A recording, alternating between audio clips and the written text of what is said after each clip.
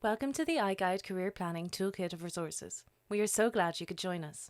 This video will focus on transactional versus relational attitude.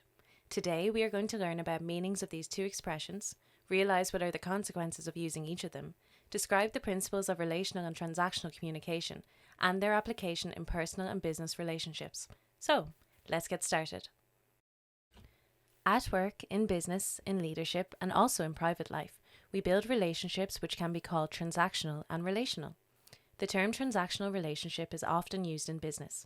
Traditional marketing is transactional, with the focus on making the sale, often a one-time sale. Relationship marketing is focused on building and sustaining a mutually beneficial connection between the business and the customer.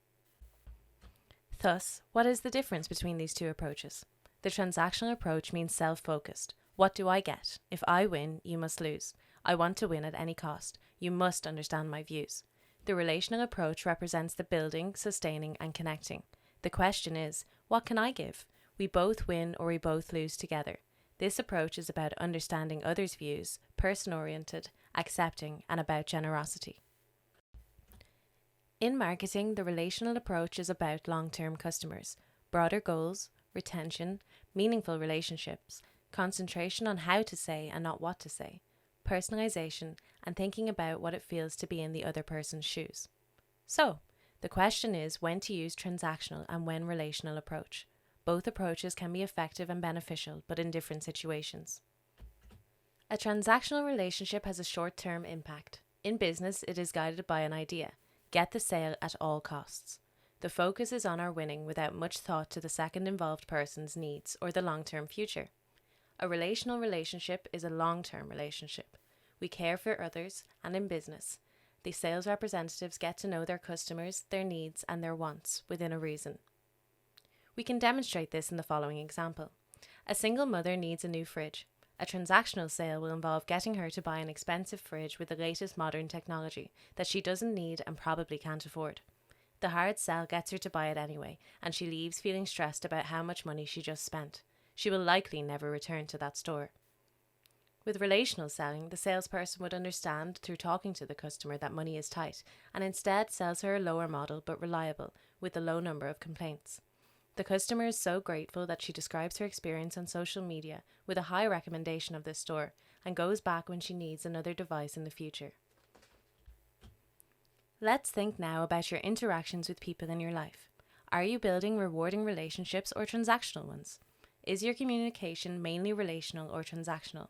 Relational communication is characterized by listening to each other, discussing topics, and sharing vulnerability. We try to find areas of commonality and build connection. Transactional communication is direct and short-term goal-oriented. It is useful when we just need to get something done. What type of communication to choose and when?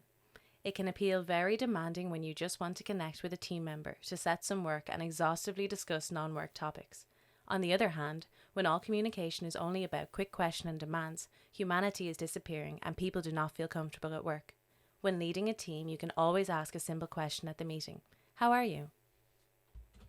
There are times when we need tasks to be done quickly, but for all the other times, take a few seconds to ask the person in front of you how they feel. In a long period, it will bring you many benefits. At the end, let's summarize the differences between transactional and relational approaches. 1. Professional versus friendly. 2. Self-interest versus mutual interest. 3. What you get versus what you give. 4. Stay in touch versus keep informed. 5. Understand the process versus understand the person in the process. 6. Judge the results versus evaluate the relationship. 7. Win conflict versus resolve conflict. 8. Agreement versus acceptance. And 9. Evaluate the results versus evaluate how the other feels about the results. Congratulations on completing today's lessons. For more lessons, please log on to the iGuide project website.